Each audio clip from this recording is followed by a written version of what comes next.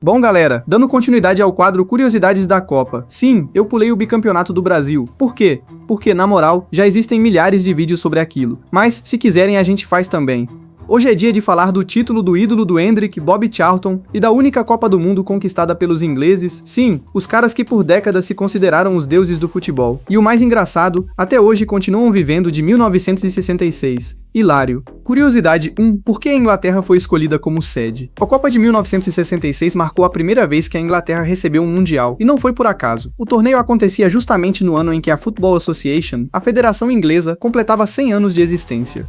Para a FIFA, era a oportunidade perfeita de levar a Copa para o país que criou as regras do futebol moderno. A imprensa inglesa adorou a ideia. O discurso era praticamente o mesmo em todos os jornais. O futebol está voltando para casa. Mal sabiam eles que essa frase seria repetida pelos próximos 60 anos. Curiosidade 2. A Copa da Guerra Fria. A Copa de 1966 aconteceu em um dos momentos mais tensos da história da humanidade, a Guerra Fria. O mundo estava dividido entre dois blocos. De um lado, os Estados Unidos e seus aliados. Do outro, a União Soviética e os países comunistas.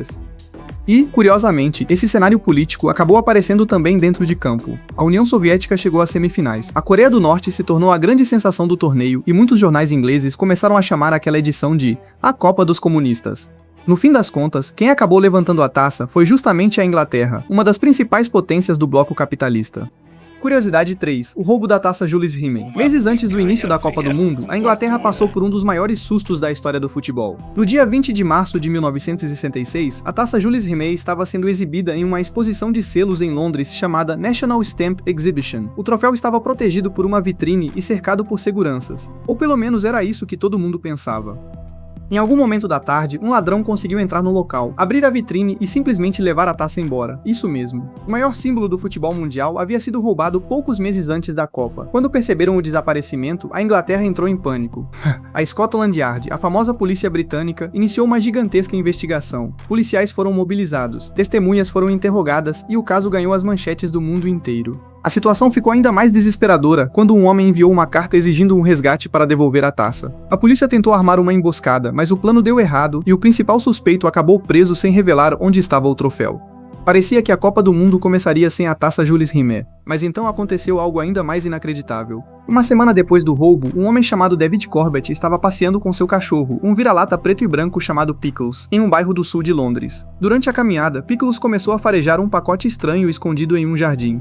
Quando seu dono foi verificar, percebeu que o objeto estava enrolado em jornais.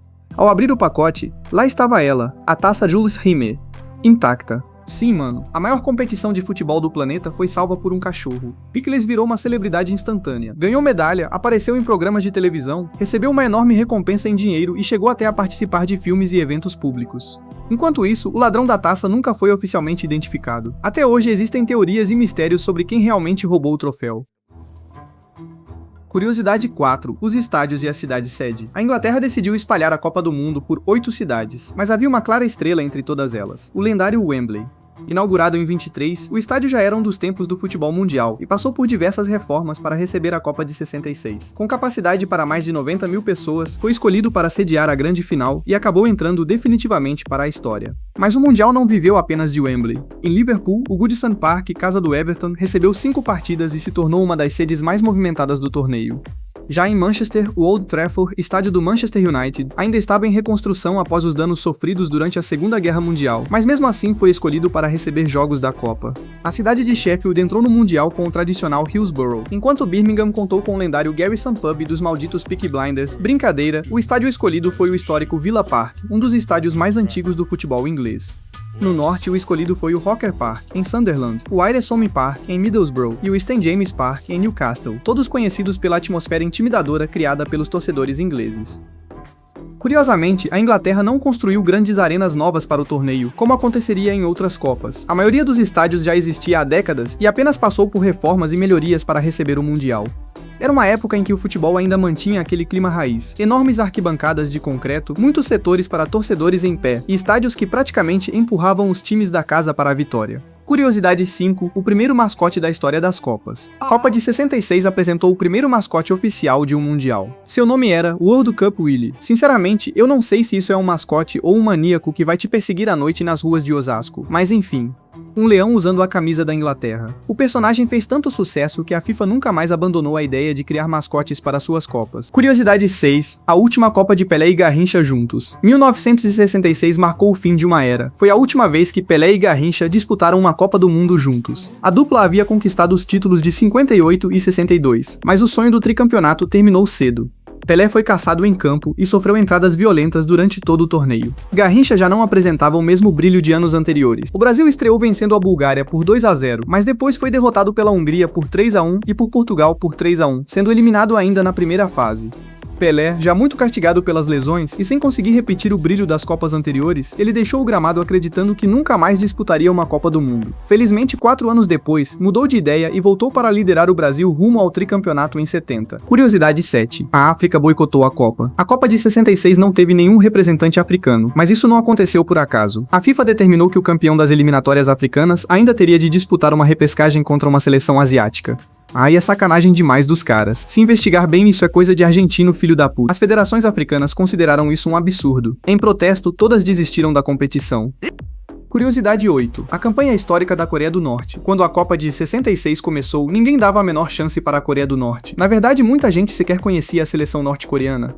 O país vivia isolado politicamente por causa da Guerra Fria e fazia sua primeira participação em uma Copa do Mundo. E o começo parecia confirmar as previsões. Na estreia, derrota por 3-0 para a União Soviética. Depois, um empate em 1-1 contra o Chile. Mas então veio um dos maiores choques da história dos mundiais. Na última rodada da fase de grupos, eles enfrentaram a poderosa Itália, bicampeã do mundo e uma das favoritas ao título. Aos 42 minutos do primeiro tempo, Paquetá marcou o único gol da partida. Fim de jogo, Coreia do Norte 1, Itália 0. O mundo do futebol estava em choque. Pela primeira vez, uma seleção asiática chegava às quartas de final de uma Copa do Mundo. E os italianos? Bem, a recepção na volta para casa não foi nada amigável. Os jogadores foram recebidos com vaias, xingamentos e até tomates arremessados pela torcida. Tiveram sorte que não foi nos anos 30, hein? A campanha da Coreia do Norte terminou nas quartas de final, mas aquele pequeno país já havia entrado para a história, ainda mais para um país que praticamente ninguém conhecia no cenário do futebol. Curiosidade 9. Eusébio, a Pantera Negra. Se a Coreia do Norte foi a grande surpresa da Copa, o grande nome do torneio foi um homem chamado Eusébio da Silva Ferreira.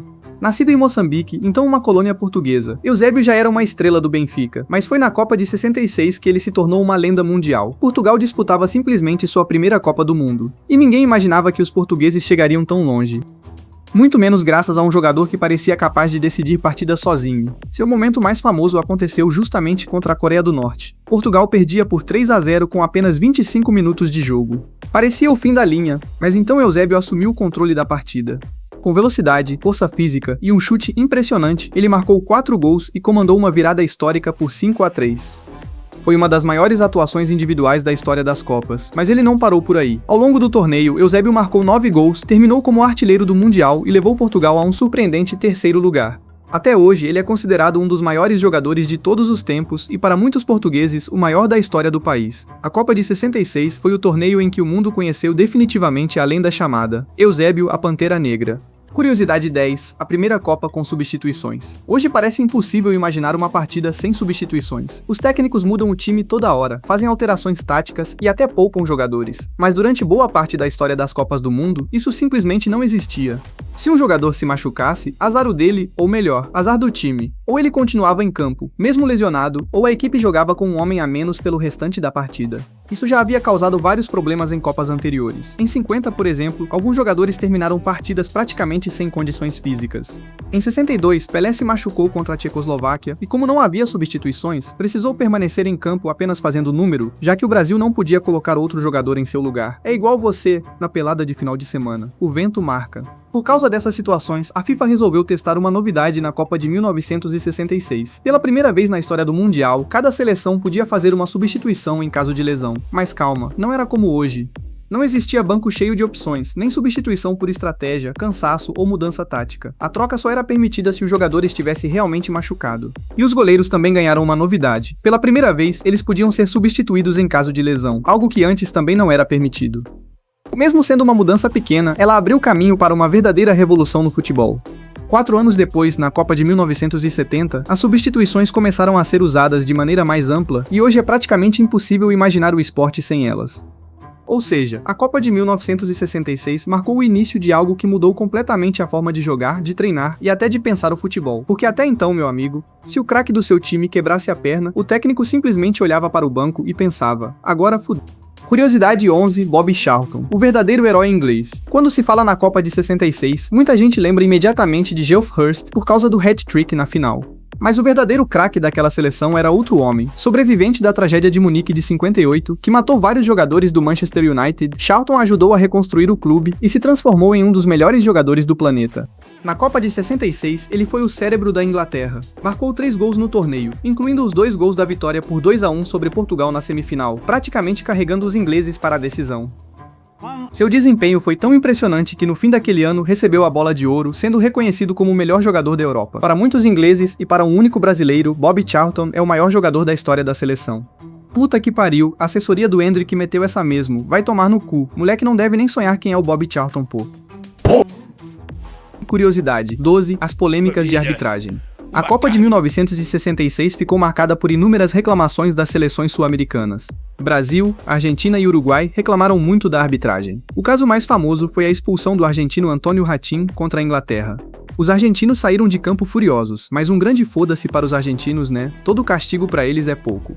Muitos dirigentes chegaram a acusar a FIFA de favorecer os europeus. As críticas foram tão fortes que anos depois o presidente da entidade, Sir Stanley Rose, perderia o cargo. Curiosidade 13, o gol mais polêmico da história das Copas. A final entre Inglaterra e Alemanha Ocidental foi para a prorrogação. Com o jogo empatado em 2-2, Geoff Hurst chutou. A bola bateu no travessão e caiu próximo à linha. Gol ou não? O árbitro suíço Gottfried Dienst ficou na dúvida e consultou o bandeirinha soviético Tofik Bahramov, que sinalizou que a bola havia entrado.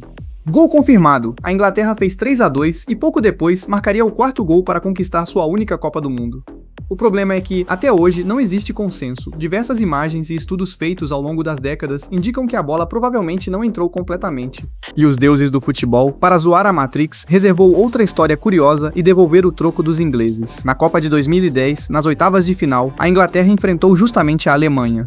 Com o jogo em 2-1 para os alemães, Frank Lampard acertou um chute que bateu no travessão e entrou claramente no gol. Dessa vez, a bola entrou muito mais do que a de Geoff Hurst em 1966, mas o árbitro e seus assistentes não viram. O gol não foi validado.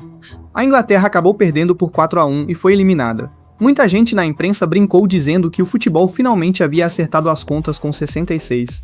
Coincidência ou não, por causa desses episódios tenha surgido uma das maiores mudanças da história recente do futebol. A tecnologia da linha do gol, criada justamente para que nunca mais uma Copa do Mundo fosse decidida por uma dúvida de poucos centímetros. Curiosidade 14, o primeiro e único título da Inglaterra. No fim, a Inglaterra venceu a Alemanha Ocidental por 4-2. Geoff Hurst marcou um hat-trick, algo que só viria a ser repetido pelo Tartaruga Ditador em 2022.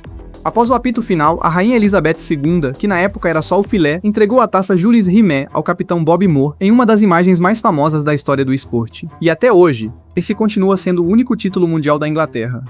Curiosidade 15, o legado da Copa de 66. A Copa de 66 deixou um enorme legado, foi a primeira com um mascote oficial, foi a Copa que um cachorro salvou a taça. Fico me perguntando se esse cachorro morasse no Rio de Janeiro, teve o surgimento de Eusébio como estrela mundial. Apresentou a campanha histórica da Coreia do Norte, foi marcada por polêmicas políticas e de arbitragem, e deu ao mundo uma das imagens mais icônicas da história do futebol. A Inglaterra levantando sua única Copa do Mundo. Eu fico imaginando os ingleses na época. Agora vamos papar todos os títulos, e tão nessa há 60 anos. A Guerra Fria já acabou, o Brasil tá mais fudido do que nunca, a rainha morreu, e os caras tão lá com a tal Football's Coming Home. E ganhando nem campeonato mundial de botão. Enfim, obrigado por assistir, e até a próxima Copa.